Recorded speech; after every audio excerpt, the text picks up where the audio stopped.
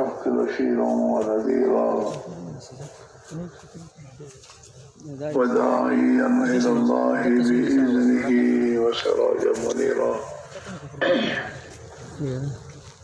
صلى الله تعالى عليه وعلى آله وأصحابه وبارك وسلم تسليما كثيرا كثيرا. أما بعد فأعوذ بالله من الشيطان الرجيم. بسم الله الرحمن الرحيم.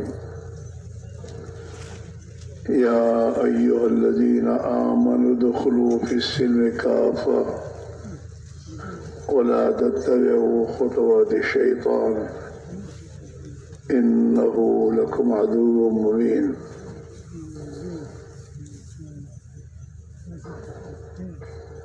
وقال تعالى إن الذين آمنوا والذين هاجروا وجاهدوا في سبيل الله أولئك يرجون رحمة الله والله غفور رحيم. صدق الله مولانا العظيم.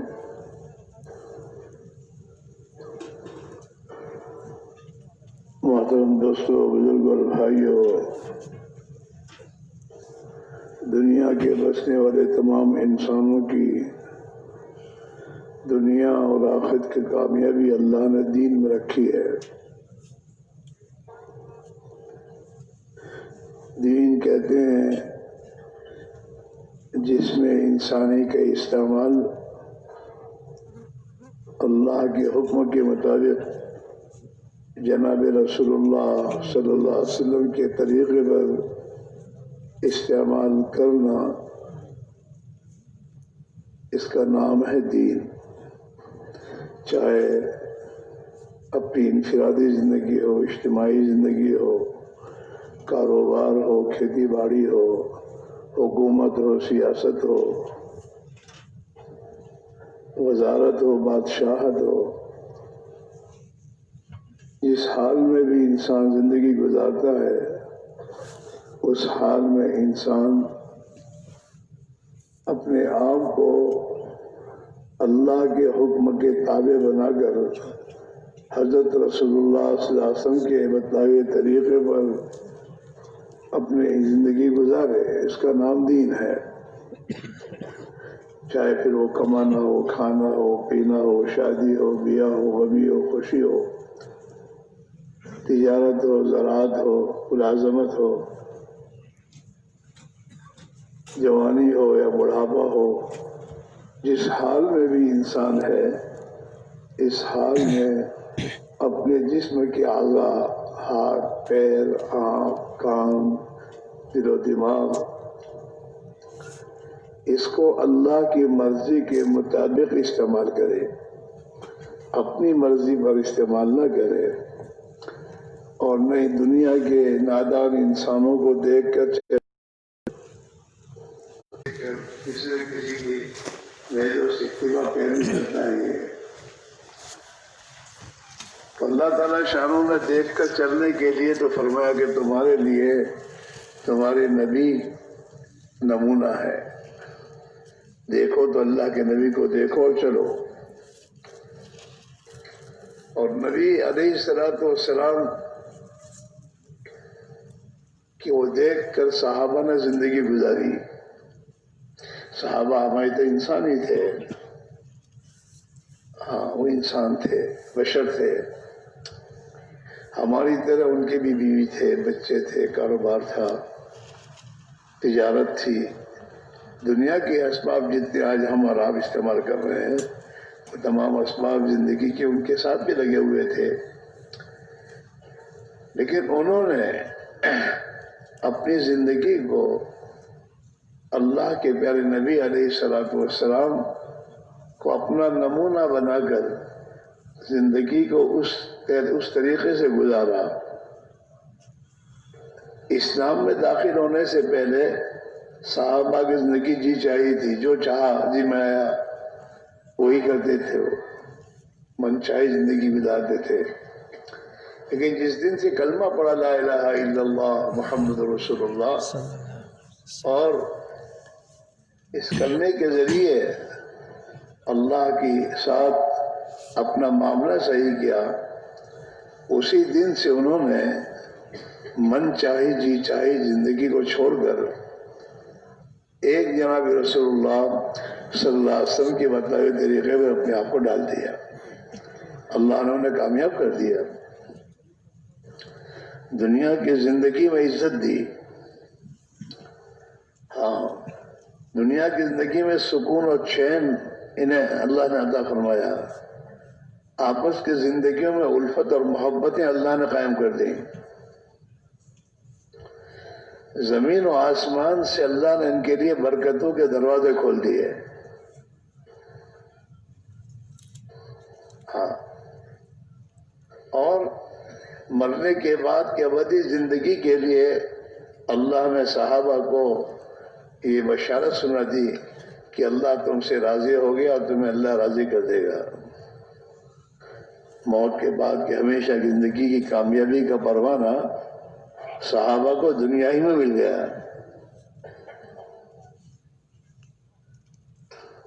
وہ تھوڑے تھے لیکن دنیا میں عزت زندگی گزارتے تھے،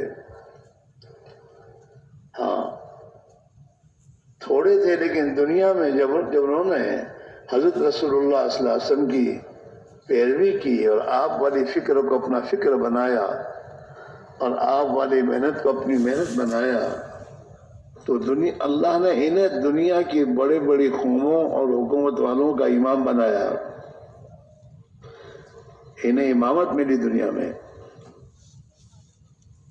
ہاں دنیا میں عزت والے بنے وہ، اور ایسی عزت اللہ نے دی کہ جو عزت دنیا ہاتھ میں تھی تب بھی رہی، اور دنیا جب قربان کر دی تب بھی اللہ نے وہ عزت باقی رکھی، یہاں تک کہ موت آ گئی تو موت کے بعد بھی وہ عزت ہمیشہ کے لیے باقی رہی۔ ہاں آج بھی صحابہ رضی اللہ اجمعین جو ہے اللہ کو پیارے ہو گئے اور صدیاں گزر گئیں، صحابہ کو دنیا سے جانے کے بعد صدیاں گزر گئیں، لیکن آج بھی ان کی عزت دلوں میں ہے، ہمارے دلوں میں ہے۔ ایک ایسا مسلمان جس کی زندگی بالکل نافرمانی کے ساتھ گزر رہی ہے لیکن اس کے دل میں بھی صحابہ کی عزت ہے، محبت ہے، صحابہ کے بارے میں کوئی اگر غلط بات کہے تو وہ برداشت نہیں کرے گا، حالانکہ وہ اس بیچارے کی زندگی بگڑی ہوئی ہے، سوسائٹی میں اس کا کوئی ویلیو نہیں ہے، لیکن اس کے دل میں حضرات صحابہ کی عزت اپنے باپ سے بھی زیادہ ہے۔ آدمی اپنے باپ کو برا بھلا کہنے والے کو برداشت کر لے گا لیکن صحابہ کو برا بھلا کہنے والے کو برداشت نہیں کرے گا وہ، ہاں یہ اللہ کی دی عزت ہے، اور صحابہ کو یہ عزت ملی ہے ایمان و اعمال کے راستے سے، اور یہ اللہ کا ضابطہ ہے ہمیشہ کے لیے، انتم الاعلون ان کنتم مومنین، تم ہی دنیا میں بند رہو گے اگر تمہارے پاس ایمان ہے، مال ہے نہیں کہا، تمہارے پاس مال ہے تو تم پر بند رہو گے، حکومت ہے تو بند رہو گے، ایسا نہیں ہے، حکومت ایمان کے ساتھ ہے تو اللہ سربلندی دے دے گا، لیکن حکومت ایمان کے بغیر ہے تو یہ حکومت انسان کے لیے دنیا میں بربادی کا ذریعہ بنے گی، جیسے فرعون برباد ہوا، حکومت ہوتے ہوئے برباد ہوا ہے، شداد برباد ہوا، ہاں ابو لہب برباد ہوا حالانکہ وہ سردار تھا قوم کا، ابو جہل برباد ہوا، اللہ کے پیارے نبی کے ہوتے ہوئے دنیا میں برباد ہوئے وہ لوگ، کیونکہ اللہ کے نبی کی بات کو نہیں مانا، ایمان کا راستہ چھوڑا، ایمان کا راستہ قبول نہیں کیا، اور بلال حبشی رضی اللہ تعالیٰ عنہ غلام ہیں، حبشہ کے رہنے والے ہیں، ہاں غریب الوطن ہے، کوئی نہیں پہچانتا انہیں، سوسائٹی میں ان کی کوئی حیثیت نہیں، غلام تھے، لیکن بلال حبشی رضی اللہ تعالیٰ عنہ نے جناب رسول اللہ صلی اللہ علیہ وسلم کے ہاتھ میں ہاتھ دیا اور آپ کی پیروی کر کے آپ کے نقش قدم پر اپنے آپ کو ڈال دیا، ایمان کی راہ قبول کر لی، اور اس ایمان کی راہ میں امتحان، بڑے زبردست امتحانات سے گزرنا پڑا انہیں، لیکن ایمان کی راہ کو نہیں چھوڑا، اپنے آپ کو ایمان پر جمایا، تو اللہ نے ایسی سر بلندی عطا فرمائی کہ اپنے زمانے کے بڑے بڑے جو سردار قوموں کے تھے وہ پیچھے رہ گئے، ہاں، اور دنیا میں اتنی عزت دی حضرت بلال حبشی کو اللہ نے کہ لوگوں کے دلوں میں آج ایمان، اور مسلمانوں کے دلوں میں اتنی محبت ڈال دی کہ لوگ اپنے بچوں کا نام بلال رکھتے ہیں۔ آپ نے نہیں دیکھا کہ کوئی آدمی اپنے بچے کا نام قارون رکھے، رکھے گا کوئی؟ ارے وہ تو حکومت والا تھا، مالدار مال والا تھا، کسی کو آپ فرعون کہو تو وہ آپ کو آستین چڑھا کے مارنے کے لیے آئے گا، تیرا باپ فرعون، برداشت کرنے تیار نہیں ہوگا وہ۔ ان کے پاس دنیا تھی، دنیا کی تمام طاقت اور قوت تھی، ایمان نہیں تھا۔ پیارے نبی حضرت رسول اللہ صلی اللہ علیہ وسلم اور نبیوں والی زندگی نہیں تھی۔ اللہ تعالیٰ شانوں نے اس دنیا کی تمام چیزیں دیکھ کر انہیں ذلیل کیا، انہیں برباد کر دیا، ان کی حکومت انہیں نہیں بچا سکی، ان کی طاقت اور قوت انہیں نہیں بچا سکی، ان کا مال ان کو نہیں بچا سکا۔ قارون کو اللہ نے زمین میں دھسایا ہے، زمین میں، اور جس مال کی بنیاد پر یہ غرور کرتا تھا اور لوگوں کے سامنے اکڑتا تھا اور زمین میں اپنے مال کی بنیاد پر اکڑتا تھا، اللہ نے اسی مال کے ساتھ اسے زمین میں دھسایا ہے۔ اور میرے نبی علیہ الصلوۃ والسلام فرماتے ہیں کہ قارون زمین میں قیامت تک دھستا ہی جائے گا۔ دنیا میں پانی میں ڈوبا ہوا آدمی جو ہوتا ہے وہ 3 دن کے بعد اوپر آ جاتا ہے۔ آپ نے دیکھا ہوگا کہ کوئی آدمی پانی میں ڈوب جاتا ہے تو 3 دن کے بعد وہ پھوٹ کر اوپر آ جاتا ہے، اور اللہ کی قدرت کا ڈبایا ہوا قارون قیامت تک زمین میں ہی دھستا جائے گا، باہر نہیں آئے گا۔ ہاں، ہمارے ایک بزرگ تھے، اللہ ان کی مغفرت فرمائے، درجات بلند فرمائے، وہ جماعت میں کسی زمانے مصر میں گئے تھے، مصر،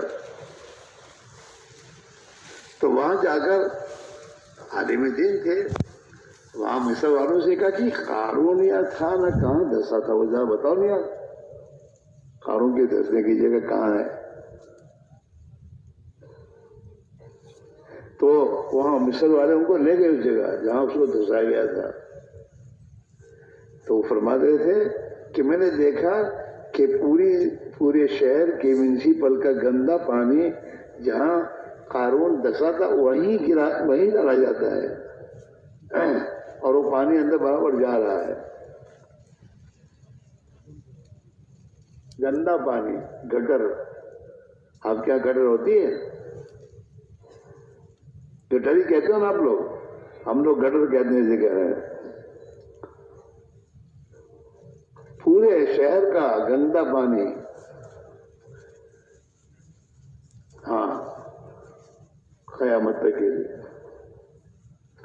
اس لیے میرے عزیزوں، میرے بھائی اور دوست بزرگوں، تبلیغ و دعوت کی محنت کے ذریعے ہر فرد امت کو ایک ہی بات کہی جا رہی ہے اپنے ایمان کو بنا لو، اپنے اعمال کو بنا لو، تمہارے مسئلے حل ہو جائیں گے.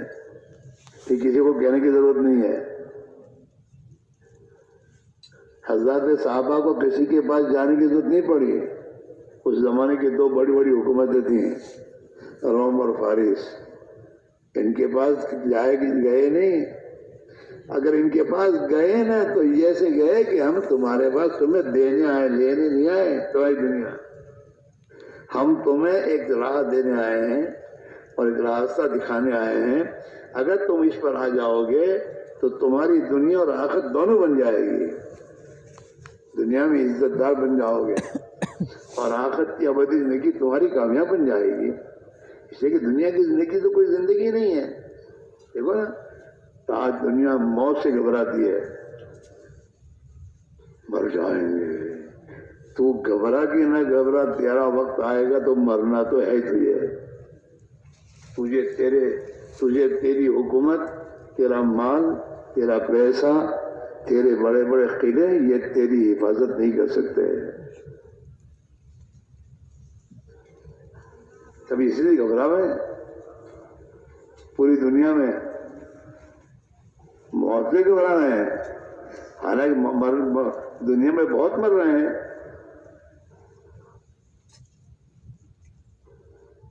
لیکن بس کہہ دیا کسی نے یہ بیماری ہے اور لگتی ہے تو آدمی جیتا نہیں، مر جاتا ہے. بس خلاص گھر میں جا کے بیٹھ جاتا ہے آدمی، باہر نہیں نکلتا. جو اللہ تجھے باہر مار سکتا ہے وہ اللہ تجھے تیرے گھر میں بٹھا کے مار سکتا ہے. لا الہ بولو الا اللہ.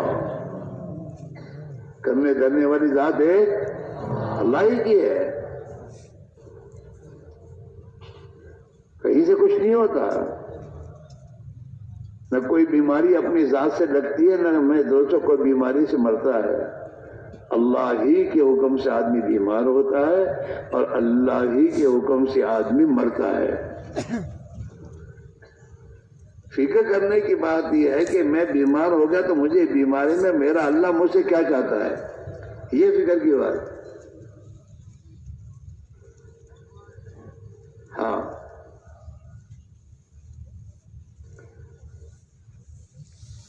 اور اللہ سے ڈرنے کی ضرورت ہے، مخلوق سے نہیں. سب مخلوق ہے. دنیا کے بادشاہ سب مخلوق، دنیا کے وزیر سب مخلوق، دنیا کے بڑے بڑے طاقت کے دعوے دار سب مخلوق ہیں.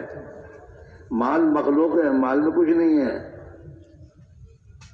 مال کے ذریعے اگر اللہ زندگی بنائے تو بنتی ہے، ورنہ مال ہی کے ذریعے آدمی دنیا میں موت کی گھاٹ اترتا ہے. ہاں، بات یہ نہیں ہے.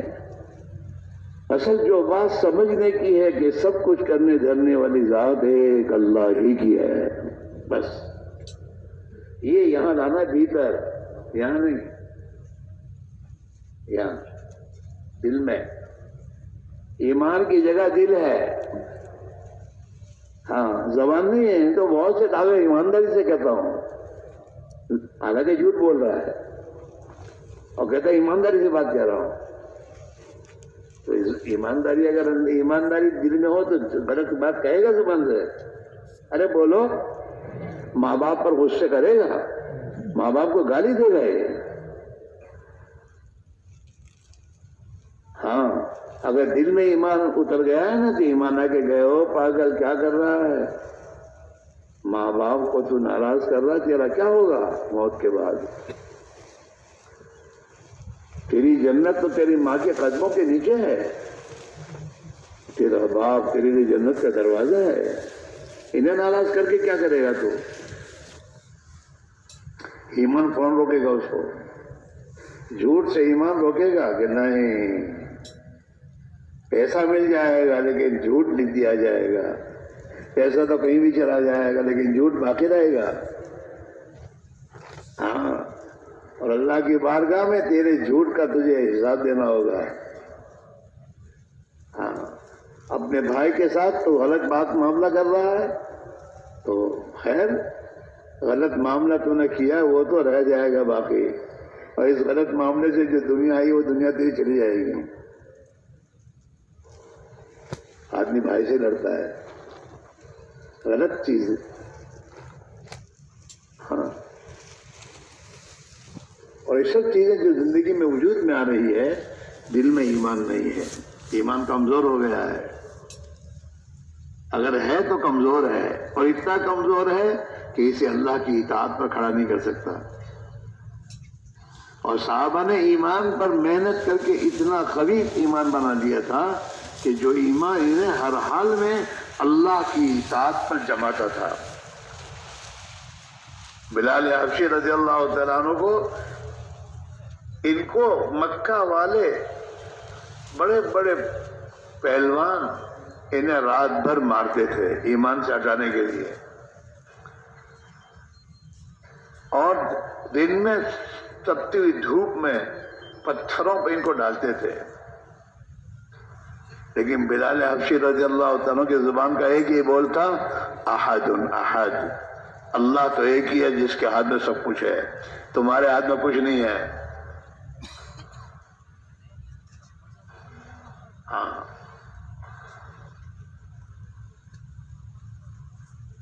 وہ سمجھتے تھے یہ جو کچھ میرے پر حالات ہے وہ تو اللہ کی طرف سے، ان کی طرف سے نہیں ہے، اللہ کی طرف سے ہے، اور یہ میرے لیے میرے رب کی حکمت کا تقاضا ہے۔ ہاں، آدمی بیمار ہوتا ہے اور ڈاکٹر کے پاس جاتا ہے اور ڈاکٹر کہتا ہے کہ آپ کا آپریشن ہوگا، تو آپریشن کے معنی کیا؟ تو آپ کے پیٹ کو چیرا جائے گا، یہ ہے معنی آپریشن کے۔ اگر کوئی کہ آپ کے پیٹ کو میں چیرتا ہوں تو جا اور آپریشن آپ کا آپریشن کرنا ہوگا اور آپ کو 5,000 روپئے بھی دکھانا، 5,000 بھی روپیہ دیجیے اور آپریشن کیجیے۔ کیا مطلب میرے پیٹ کو چیریے؟ کیوں؟ اس لیے کہ ہم یہ سمجھے ڈاکٹر میرا ہمدرد ہے، اور حکمت کا تقاضا یہ ہے کہ اس بیماری میں میرے پیٹ کو چیرا جائے، اس میں سے جو گندگی ہے نکالی جائے، تو آدمی خوشی خوشی تیار ہو جاتا ہے، ٹھیک ہے۔ ایسے ایمان والا جو حال بھی اس پر آتا ہے وہ سمجھتا ہے میرے اللہ کی طرف سے ہے، اور میرا اللہ مجھ پر مہربان ہے، اور میرا اللہ میری ماں سے زیادہ مجھ پر مہربان ہے، اس کی طرف سے جو بھی حال آیا ہے اس کے حکمت کا تقاضا ہے، اور میری بھلائی اور خیرخواہی کے لیے ہے۔ بیماری آئی تو کس کی طرف سے؟ اللہ کی طرف سے، حکمت ہے اس کی، اور جب اس کی طرف سے آئی ہے تو اسی سے کہنا بھی چاہیے کہ اللہ میاں میں کمزور ہوں، آپ کی طرف سے آئی ہے۔ ایک بزرگ کے پاس ایک آدمی گیا تو وہ مجلس میں بیماری اللہ کی رحمت ہے اور بیماری کی رحمت ہونے کو بیان کر رہے تھے، اور اس نے جا کے کہا حضرت میرے گھر میں میری بیماری دعا کر دیجیے۔ اب یہ حضرت تو فرماتے بیماری تو رحمت ہے اور یہ تو بیماری کی دعا کرانے آئے ہیں، تو حضرت نے اللہ ورنہ دعا کی، اے اللہ بے شک بیماری تو تیری رحمت ہے لیکن تیرا بندہ اس کو برداشت کر نہیں پاتا، لہذا اس رحمت کو صحت کی رحمت سے بدل دے۔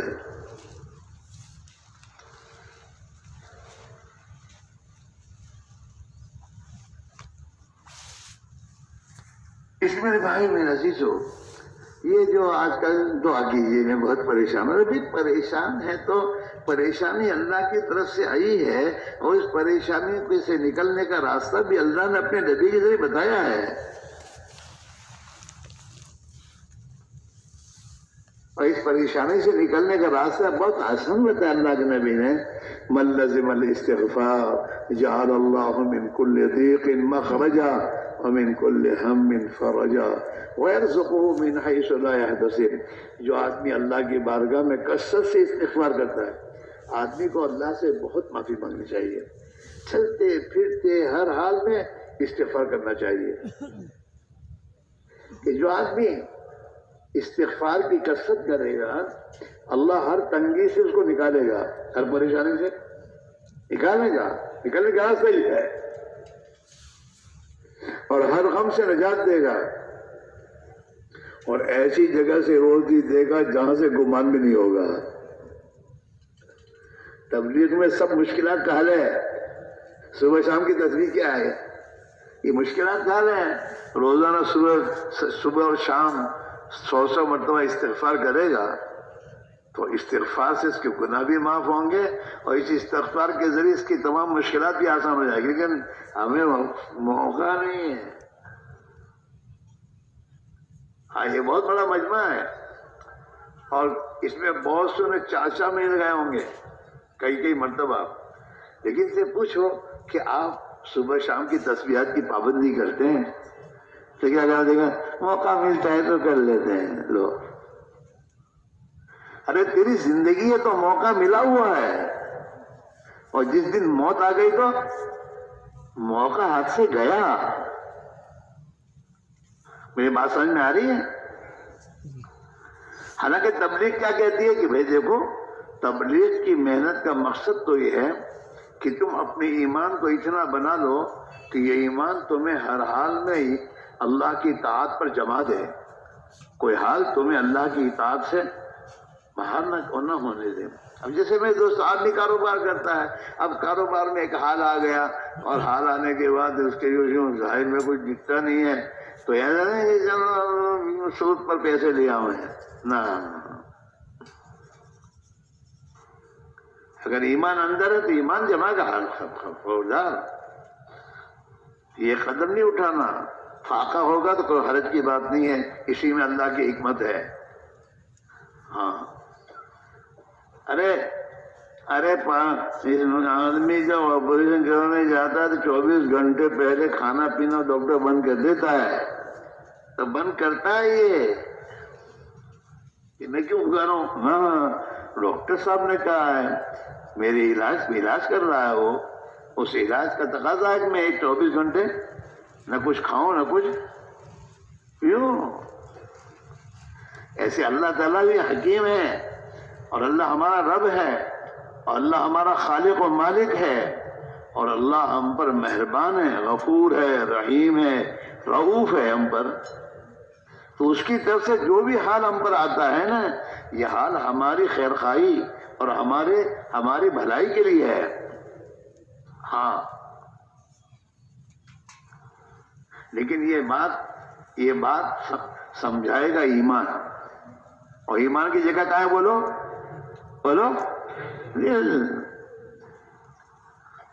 یہ ہر سال 4 مہینے مانگتے ہیں کہ 4 مہینے جاؤ جماعت میں، کیوں مانگتے ہیں؟ دل بن جائے، دل یہ بنا تو سب بنا، زندگی بن جائے گی، اور زندگی جب اللہ کی اطاعت پر آئے گی تو اللہ تعالیٰ تمہاری دنیا کو خوشحال بنا دے گا، چاہے جیب میں 1 کوڑی نہ ہو، لیکن زندگی خوشحال ہوگی۔ گھر میں تنگی آنے پر کبھی گھبرائے گا نہیں، بلکہ یہ کہے گا میرے اللہ کی طرف سے یہ معاملہ آیا ہے اور اسی میں میرے لیے خیر ہے۔ جیسے کہتے ہیں ڈاکٹر صاحب نے آپریشن سے کہا اور اسی میں میرے لیے خیر ہے کہ پیٹ پھاڑنے کی ضرورت ہے۔ یہاں تک کہ بعض ڈاکٹر کہتا ہے کہ آپ کی یہ انگلی کاٹ دینی پڑے گی، آدمی کٹا دیتا ہے، اس لیے کہ ڈاکٹر خائی کے لیے کہا ہے، اور پیسے دیتا ہے پھر انگلی کاٹنے کے۔ ہاں تو اللہ تو بہت مہربان اپنے بندوں پر، اور اللہ تو بڑا خالق اور مالک ہے، اور اتنی زبردست قدرت والا ہے کہ آدمی کے حالات کو آن کے آن میں بدل دے۔ یہ آج کل جو چل رہا ہے دنیا میں، اللہ ایک ہوا چلائے تو سب ختم ہو جائے گی، قدرت والا ہے۔ ایک ہوا اس نے چلائی تو سب گھر میں گھس گئے،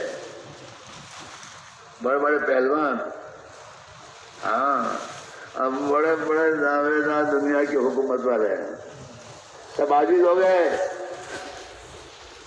پتہ نہیں ہے کیا ہے۔ اور کیا کرنا کچھ پتا نہیں ہے. ہاں لیکن جب وہ جائے تو ایک ہوا چلائے تو دنیا میں سب صاف امن و امن آئے گا. اللہ نے اپنی قدرت کو تو اسرافیل علیہ السلام کے ذریعے سمجھا کہ ایک میرا فرشتہ سور پھونکے گا نا تو اس دنیا والے سب ختم ہو جائیں گے. ہاں بڑی قدرت والا ہے. اس لیے میرے بھائی میرے عزیز و دوست بزرگوں، اس وقت جو ضرورت ہماری اور آپ کی ہے، اگر ہمیں انسانوں پر رحم آتا ہے تو ضرور اس بات کی ہے کہ دنیا کے انسان اللہ کو پہچانے، اللہ کو مانے، اللہ کی قدرت کو مانے اور اللہ کے غیبی نظام کو مانے اور اس کو مان کر زندگی کا رخ بنائیں. ڈرے تو ایک اللہ سے ڈرے. کس سے ڈرے بولو؟ ایک اللہ کا. کسی کے ہاتھ میں کچھ ہے ہی نہیں، کسی کے ہاتھ میں کچھ نہیں ہے. چاہے اللہ نے حکومت کسی کے ہاتھ میں دے رکھی ہے، باقی اس پر قبضہ کنٹرول کس کا ہے؟ ایک اللہ کا ہے. ہاں بادشاہ اپنے بادشاہت میں مر گئے، ان کی بادشاہت کو نہیں بچا سکی. دنیا کے وزیر بڑے بڑے دعوے دار وزارت میں ہی مرتے ہیں، اور دنیا کے بڑے بڑے سائنس والے سائنس میں کی محدود سے تحقیق کرتے کرتے مرتے ہیں. کوئی اپنے آپ کو نہیں بچا پایا. اور دنیا کے ڈاکٹر بھی ڈاکٹری کرتے کرتے مرتے ہیں. دنیا کے ہارٹ اسپیشلسٹ جو ہوتے ہیں نا وہ اسی میں مر رہے ہیں. ہاں موت و حیات کس کے ہاتھ میں ہے؟ ایک اللہ کے ہاتھ میں ہے. اور جب موت و حیات ایک اللہ کے ہاتھ میں ہے تو موت و حیات کے بیچ میں جتنے اور حالات ہیں اس کا وہ کس کے ہاتھ میں ہے؟ اللہ کے ہاتھ میں ہے. یہ لیکن اندر آنا چاہیے. اگر یہ اندر آ جاؤ نا تو پھر آدمی دعوے کرے ہی نہ کوئی یوں کر لوں گا. کیا کرے گا؟ تیرا کیا وجود ہے؟ جب تک اللہ تجھے ڈھیل دیتا ہے تو چلتا ہے، اور جب وہ میں بھائیو ڈھیل نہیں دیتا تو آدمی گھر سے نکلتا ہے اور پیر کے نیچے کیلے کا چھلکا آ جاتا ہے اور گھام لے کے گرتا پیر.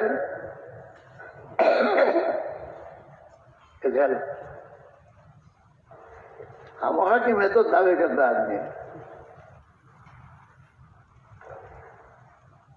آج کل جو دعوے دار ہے نا کچھ بھی نہیں ہے کہ بڑے سے بڑے پہلوانوں کو ذرا 10 کی دوا کھلا دو. 10 جانتے ہو جس میں آدمی پاخانہ زیادہ کرتا رہتا ہے، اس کو کھلا دو اور اس کے پیٹ میں سے 20-25 10 سے کر لے ہوئے تو اس کی پہلوانی ختم ہو جائے گی. کچھ کہے گا؟ ہمت نہیں پڑتی. بڑا آج کل تو سب کے سامنے ہنسی نے چڑھا تھا تب کیا ہوا؟ تو اس کے اندر سے نکلا کیا؟ پاخانہ نکلا ہے. تو اس پاخانے پر اکڑتا رہے، اس پاخانے پہ اس کو فخر ہے.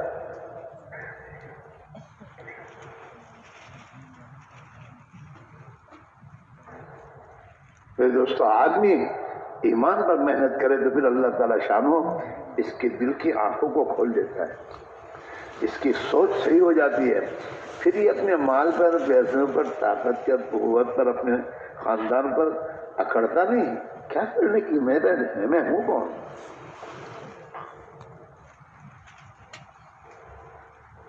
ہاں اسے اللہ تعالیٰ شاہ نے قرآن میں کہا اللہ تعالیٰ الانسان حین من الدہر لم یکن شیئا مذکورا. ارے کیا انسان کا ایک دور ایسا نہیں گزرا کہ وہ تو ایسا تھا کہ قابل ذکر بھی نہیں تھا. انسان کو اللہ نے ماں کے رحم میں ایک پانی میں دوستو ناپاک پانی کے قطرے سے بنایا ہے.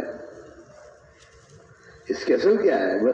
چاہے بڑے سے بڑا وزیر ہو، بڑے سے بڑا بادشاہ ہو، بڑے سے بڑے میرے دوستوں مولوی صاحب ہوں، مفتی صاحب ہوں، بڑے سے بڑے میرے دوستوں دنیا والے ہوں، لیکن سب کی پیدائش کا راستہ ایک ہی ہے، اور سب کو اللہ نے ناپاک پانی کے قطرے سے ہی بنایا ہے۔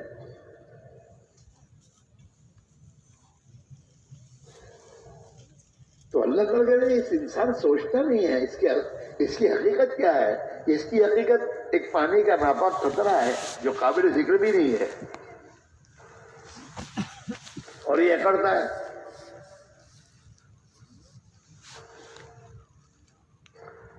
ہاں،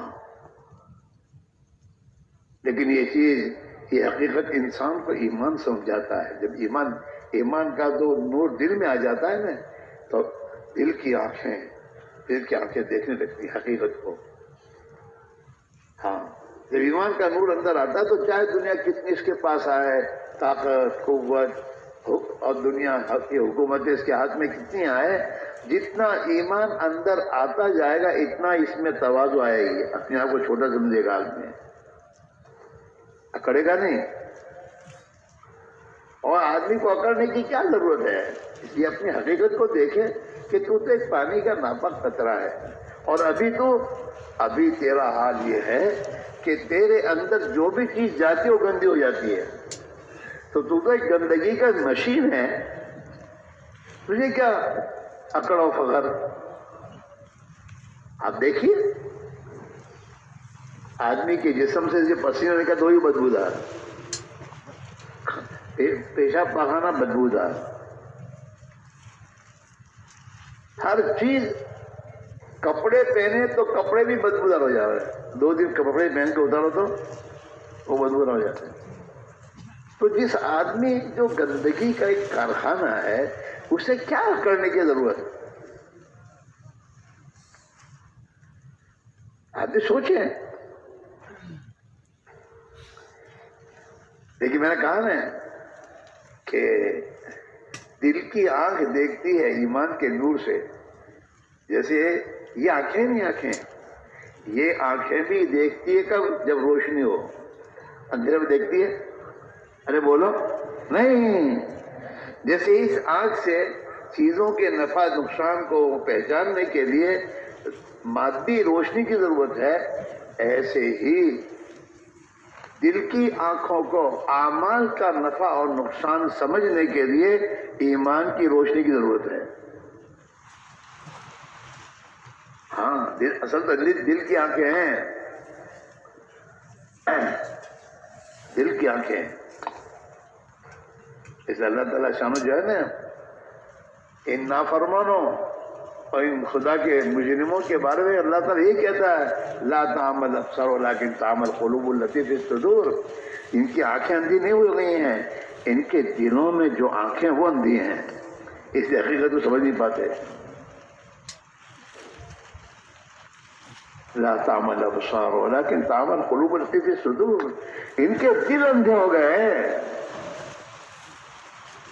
جو ان کے سینے میں ان کے دل ہیں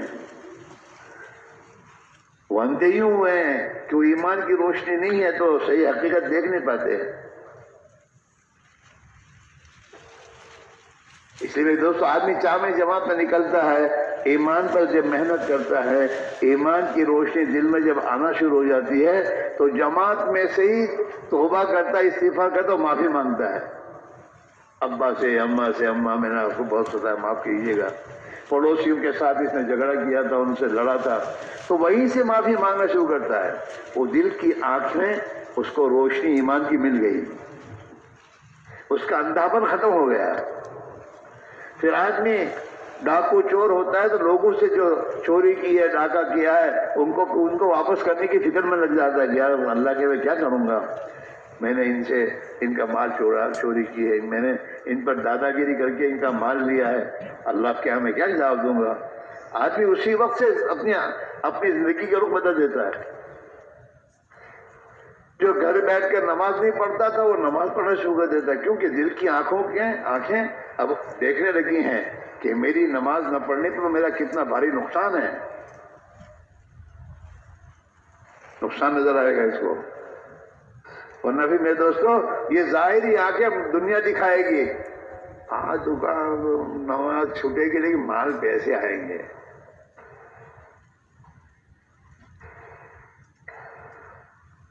اس لیے اس وقت جو ہے دوست ہماری زندگی جو غلط ہے، بولنا غلط، دیکھنا غلط، کمانا غلط، خرچ کرنا غلط.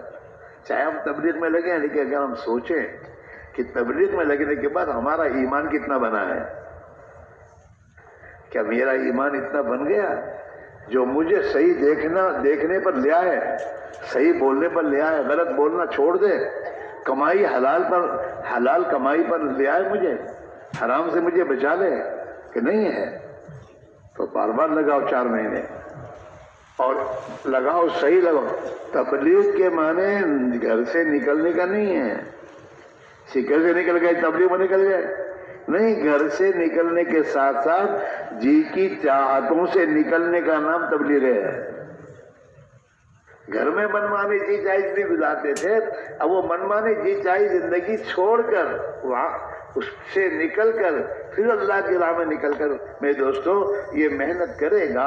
اور ایمان کی محنت دیکھو، آنکھ اور کان ان 2 راستے سے ایمان دل میں جائے گا. قرآن میں اللہ یہی کہہ رہا ہے، هل أتى على الإنسان حين من الدهر لم يكن شيئا مذكورا إنا خلقنا الإنسان من نطفة أمشاج نبتليه فجعلناه سميعا بصيرا إنا هديناه السبيل إما شاكرا وإما كفورا. انسان کا شاکر اور کافر ہونا، کفور ہونے کا تعلق آنکھ کے دیکھنے پر ہے اور کان کے سننے پر ہے. اگر آنکھیں ایمان کی محنت کے ساتھ ایمانی آنکھ بنا لی اور ایمان کے ذریعے ایمانی صفت کے ساتھ اس نے دیکھنا شروع کیا اور کانوں سے ایمان اور اللہ کی بڑائی اور عظمت کو، آخرت کو، موت کو، قبر کو، مرنے کے بعد قبر میں کیا ہوگا، اس کو جب یہ بار بار سنے گا، اعمال کے فضائل کو سنتا رہے گا، اتنا اس کے دل میں یقین بنتا جائے گا. اور جتنا ایمان دل میں آتا جائے گا اتنا اس کی زندگی میں ایمان ظاہر ہونا شروع ہوگا. اندر ایمان آ گیا، اب نماز کی پابندی آ گئی. لوگ کہیں گے یار آدمی بھلا ہو گیا، اندر ایمان بنا ہے. جو ایمان ہے اس کو نماز پر لے آیا ہے. اندر جتنا ایمان بنے گا اس کا معاملات درست ہو جائیں گے، لین دین، لوگوں کے ساتھ تعلق، برتاؤ. ہاں ابھی ہم جماعت میں نکلے تو ہمارا اتنا ایمان بنا کہ 5 کی نماز کے پابند ہو گئے. ایمان اتنا بنا ہے کہ لباس ہمارا صحیح ہو گیا. ایمان ہمارا اتنا بن گیا کہ روزہ، حج، زکوٰۃ، اللہ کے فرائض پر زندگی آ گئی. لیکن ابھی ایمان اتنا نہیں بنا کہ جو ہماری تجارت سے سود کو، جھوٹ کو نکال دے. ابھی اس کو ایمان کو بنانے کی ضرورت ہے کہ ایمان اتنا بنے جو ہمارے معاملات کو درست کر دے، ہماری معاشرت کو صحیح کر دے، رہن سہن کہ زندگی کا ہر کام سنت کے مطابق ہم کرنے والے بنے، نبی کے طریقے پر. ہماری تجارت کا کاروبار صحیح ہو جائے، ہمارا خرچ کرنا صحیح ہو جائے. ہاں اسراف نہیں. پوچھو علماء سے کہ فضول خرچی کس کو کہتے ہیں. ہاں ایک بزرگ کا میں کتابوں قول پڑھا، وہ فرماتے ہیں کہ کسی آدمی کی کمائی کیسی ہے یہ دیکھنا ہو تو اس کا خرچ دیکھو. پھر فرماتے ہیں اگر یہ اسراف کر رہا ہے، اس کی زندگی میں اسراف ہے، تو سمجھ لو کہ اس کی کمائی میں گڑبڑ ہے. اس لیے کہ اسراف میں وہی مال جاتا ہے جو گڑبڑ والا ہوتا ہے. فضول خرچی وہی کرے گا شادی میں، بیاہ میں. ہاں اب گاڑی ضرورت کے لیے تو گاڑی ضرورت کے لیے رکھ، اب اس کو سجانا نہ کیا کیا کرنا، پیسے خرچ کرنا، کیا ہے اس کے کیا ہے. گھر رہنے کے لیے تو ضرورت کے لیے بنا دے گھر. پھر اس میں ڈیکوریشن جو کرو کیوں کر رہے ہو؟ وہ تو دوسروں کو دکھانے کے لیے ہے، اسے اس کا کوئی فائدہ نہیں ہے. ہاں اسراف، اللہ نے اسراف سے منع کیا ہے. اور اسراف میں مال کیوں خرچ ہو رہا ہے؟ اس لیے کہ ہماری کمائی میں گڑبڑ ہے. ہماری کمائی کی لائن کو صحیح کرنے کی ضرورت ہے. ہمارے رہن سہن کو ہم نبی کے طریقے پر لائیں ہیں. ہم سے کسی کو تکلیف نہیں پہنچنی چاہیے. اللہ کے نبی نے فرمایا المسلم من سلم المسلمون من یدہ و لسانہ، کہ مسلمان تو اس کو کہتے ہیں کہ جس کے ہاتھ سے، پیر سے، جس کی زبان سے مسلمانوں کو تکلیف نہ پہنچے، وہ صحیح معنی مسلمان ہوا ہے. من سلم المسلمون من یدہ و لسانہ، اس کے ہاتھ سے، اس کی زبان سے مسلمان کو تکلیف نہ پہنچے، یہ ہے مسلمان. ہاں، اللہ نے ہاتھ ظلم کرنے نہیں دیے ہیں. اللہ نے ہاتھ اس لیے دیے ہیں کہ اس ہاتھ کے ذریعے تو اپنے بھائی کی مدد کر، اس ہاتھ کے ذریعے غریب کے گھر جا کر اس کی مدد کر، اس ہاتھ کے ذریعے دوسروں کو نفع پہنچا، راحت پہنچا، پانی پلا، اپنے بھائی کی خدمت کر، اپنے ماں باپ کی خدمت کر. اس لیے دیا تھا. ہاں، زبان اللہ نے اپنے ذکر کے لیے دی ہے، بھلائی اور خیر کی باتیں دعوت دینے کے لیے دی ہے تجھے. ہاں، غلط بولے نہیں دی، مسلمان کو ستانے کے لیے زبان نہیں دی. اسی میرے بھائی میرے عزیزو، یہ محنت ایمان کے بنانے کی محنت ہے. کون سی بنائیں؟ ایمان. جہاں ایمان بن گیا کام بن گیا، پھر کچھ کہنے کی ضرورت نہیں ہے. ہاں، اور دوسری نماز بنانے کی محنت ہے. اپنی نماز بناؤ. کیسی بنانی ہے؟ جیسے اللہ کے نبی نے فرمایا صلو کما رأیتمونی اصلی، ایسی نماز پڑھو جیسے مجھے پڑھتا ہو دیکھ رہے ہو. میری نماز میرے نبی کے طریقے کی والی میری نماز بن جائے. اللہ کے دھیان والی نماز، اللہ کے دھیان والی نماز، سنت کے مطابق نماز پڑھنا. آپ علماء کے پوچھئے کہ نماز کیسے پڑھنی چاہیے. ہاں، رکوع کیسے کرنا؟ رکوع ہے، جھکنے کا نام رکوع نہیں ہے. ایسے جھکنا جیسے اللہ کے نبی نے جھکنے کو فرمایا، اس کا نام رکوع ہے. سجدہ ایسے زمین پر اپنے آپ کو ڈال دینا جیسے اللہ کے نبی نے سجدے کا طریقہ بتایا ہے. ایک ایک چیز کتابوں میں محفوظ ہے اور علماء کرام موجود ہیں. ہم اپنی نماز کو سنواریں. علماء یوسف رحمۃ اللہ علیہ فرماتے تھے نماز پر محنت کرو اور نماز کو اللہ کے دھیان والی نماز بناؤ اور نماز کو سنت کے سانچے میں ڈھالو. ایسی نماز بناؤ کہ جس نماز کو بنانے کے بعد دل بھیتر سے کہے میرے پاس نماز ہے. کہ کیا بات ہے کہ نماز میرے اللہ کی بارگاہ میں اپنی ہر ضرورت کو پیش کرنے کے لیے ہے اور اس نماز کے ذریعے اللہ میری ہر حاجت ہر ضرورت کو پوری کرے گا. نماز معمولی چیز نہیں ہے، نماز زبردست ہے. جو نماز اللہ کے قدرت سے فائدہ اٹھانے کے نام ہے. اللہ کے قدرت سے فائدہ اٹھاؤ. ہاں، نبیوں نے نماز کے ذریعے اللہ کے قدرت سے فائدہ اٹھایا. بڑے بڑے کام دعا کے ذریعے بنے ہیں، بڑے بڑے کام جو دنیا والوں کے نہیں بنتے. دنیا کے بڑے بڑے لوگوں کے کام جہاں نہیں بنے وہاں نبیوں نے اپنی دعاؤں کے ذریعے وہ کام اللہ سے بنوائے تو بنے. جناب رسول اللہ صلی اللہ علیہ وسلم نے دعا کے ذریعے اللہ سے اپنی ضرورتیں اللہ سے پوری کروائی. اللہ کے پیغمبر صلی اللہ علیہ وسلم نے مکہ والوں کی پوری اسکیم اللہ کے نبی کو ختم کر دینے کی تھی اور سب ایک ساتھ حضور کو ماننے کے لیے اسکیم بنا کر پورے مکہ میں پھیل گئے تھے کہ جہاں بھی جس کو بھی ہاتھ میں آئے حضور کو نعوذ باللہ ختم کر دے. لیکن اللہ سے معاملہ ہے. حضور نے فرمایا لا تحزن ان اللہ معنا. ارے ابو بکر کیا گھبرا رہے ہو؟ اللہ ہمارے ساتھ ہے. کون ہمارے ساتھ ہے؟ اللہ. آج کا مسلمان اللہ کو ساتھ کرنے کی کوشش نہیں کرتا. آج کا مسلمان یہ میرے ساتھ ہو، یہ مالدار میرے ساتھ ہو جائے، حکومت اس کے ہاتھ میں ہے کیا کہ تو کرے گا. یہ سب محتاج ہے اور یہ سب اللہ کی قدرت کے ماتحتی میں ہے. اصل ان کا آرڈر نہیں ہے، اصل تو اوپر والے کا آرڈر ہے.